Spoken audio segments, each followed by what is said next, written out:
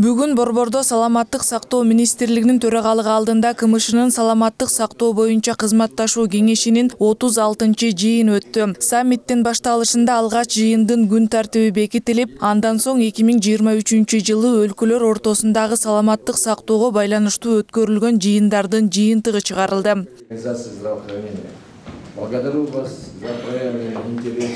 Учурда КМШ өлкөлөрүнүн баарында эле медициналык адистерине таңкыстык бар. Мындан улам Россиянын саламаттык сактоо тармагы бул маселени чечүү үчүн медициналык окуу жайлардын санын көбөйтүүнү көздөйт. Ак халатчандарга болгон муктаждык кыргыз медицинасында да болгондуктан, саламаттыкты сактоо министри Алымкадыр Бейшеналиев бул маселени чечүүнүн жолу каралып жатканын билдирди. 1700-дөн ашык врачтар жетишпейт региондордо. Ошол вопросторду биз чечели деп аракет кылып атабыз. И мынакей Российская Федерацияда ушул вопросту бизге жардам берели деп атат. Биздин специалисттерди специализация өткөрөлү дейт. Биздин студенттерди биз ошол жактан окутканга и филиалды ачып бергенге бул вопросту биз обсуждать этип атабыз.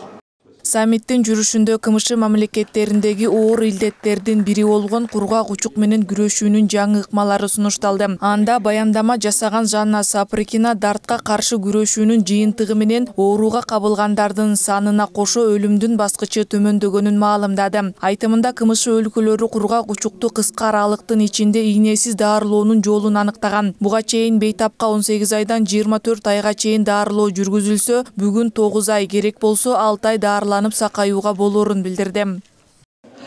По взаимодействию мы, наверное, будем говорить о том, биз кызматташтык алкагында кургак учукту дарылоого дары каражаттарыбыз жетиштүү жана дарылоо жүргүзүлүп келет. Бирок маалыматтык кызматташтык негизги маселе болот. Анткени бул биздин мындан аркы ишибиздин улантылышы үчүн маанилүү. Углубление. Вот здесь нам нужно поработать. Отурумда КМШ мамлекеттеринин ичинде кан берүүдөгү кан донорлоруна кенемте төлөп берүү жолу каралды. Республикалык кан борборунун директору Бакыт Каргабаев Кыргызстанда кан берип жаткан ардактуу донорлорго ай сайын 1000 сом, ал эми кан донорлоруна 300 сомдон 700 сомго чейин төлөнөт дейт. Биз өкмөткө өзүбүздүн сунушубузду бергенбиз, 10 эсе көтөрүү боюнча. 10 эсе көтөрүү боюнча болгондо 10 миңге көтөрүш керек. Ал эми жана 300 алып аткандар 3 миңге, 700 алып аткандар 7 миңге көтөрүп берүү жөнүндө ушул иш чараны биз сунуштаганбыз. Ушул биздин сунуштар талкуулоо жолунда да азыр.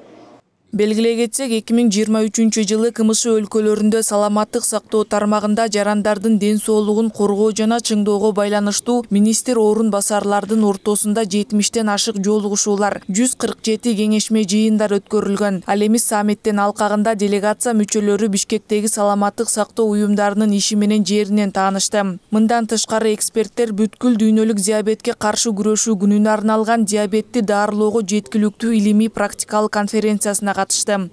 Акылай Маратова, Талант Ташыров, Нью ТВ. Ведение пациентов, новые выпущенные методические рекомендации.